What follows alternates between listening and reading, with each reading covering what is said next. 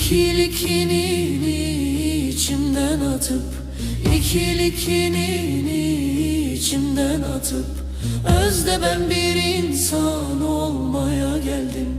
Taht kuralı ariflerin gönlüne, sözde ben bir insan olmaya geldim. Serimi meydana koymaya geldim. Sözde ben bir insan